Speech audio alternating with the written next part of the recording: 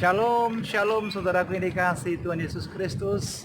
Biarlah damai sejahtera Allah senantiasa melimpah atas kita, sehingga kita boleh beristirahat dengan baik. Dan pagi hari ini kita dibangunkan oleh Tuhan dan kita masuk dalam rendungan Word of Wisdom. Saya live dari Pantai Pandawa yang ada di Nusa Dua, menikmati alam yang luar biasa. Tentu ketika kita bisa diizinkan Tuhan menikmati alam, harusnya ada damai sejahtera, harusnya ada sukacita, harusnya tidak ada sakit hati, dendam dan kekecewaan, apalagi amarah yang menguasai hidup kita. Tapi kenyataan yang kita hadapi berbeda, Bapak Ibu dikasihi Tuhan Yesus Kristus. Banyak orang hari-hari ini dikuasai dengan amarah. Banyak orang hari ini dikuasai dengan dendam dan kekecewaan. Bahkan ada orang yang berjalan hidup dengan kebencian. Ada orang yang hidup berjalan dengan iri dengki. Ada orang yang berjalan hidup dengan sesuatu yang ingin membalas kejahatan dengan kejahatan. Nah, Bapak Ibu dikasihi Tuhan Yesus Kristus, dalam renungan Word of Wisdom pagi ini yang saya siarkan langsung dari Pantai Pandawa, saya akan bacakan satu ayat. Ternyata amarah adalah satu tindakan yang dibenci oleh Tuhan. Terambil dari 2 Tawarikh pasal 26 ayat yang ke-19.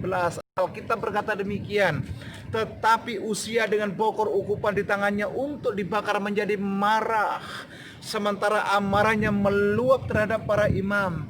Timbullah penyakit kusta pada dahinya di hadapan para imam di rumah Tuhan dekat mezbah pembakaran ukupan.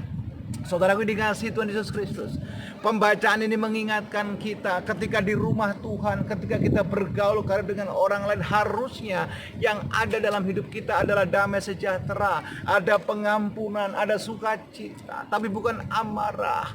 Coba lihat saudara yang dikasihi Tuhan Yesus Kristus, Uzia raja yang 52 tahun berkuasa karena amarah dihukum dengan kusta oleh Tuhan.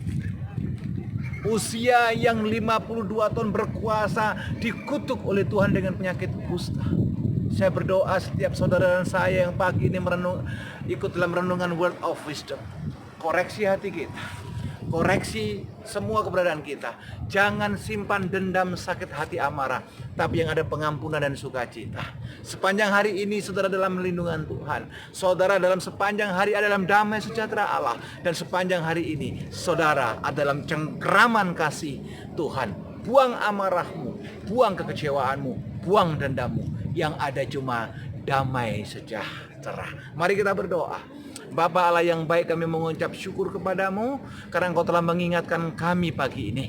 Engkau mengingatkan kami supaya kami tidak ada amarah yang meluap, dendam, kekecewaan yang akut dalam hidup kami, tapi hati kami dipenuhi dengan sukacita dan ucapan syukur. Berkati semua kami ya Tuhan, supaya sepanjang hari ini kami ada dalam perlindungan-Mu, kami dalam campur tangan-Mu, dan kami ada dalam kasih-Mu. Di dalam nama Tuhan Yesus Kristus kami berdoa dan mengucap syukur. Haleluya. Amin.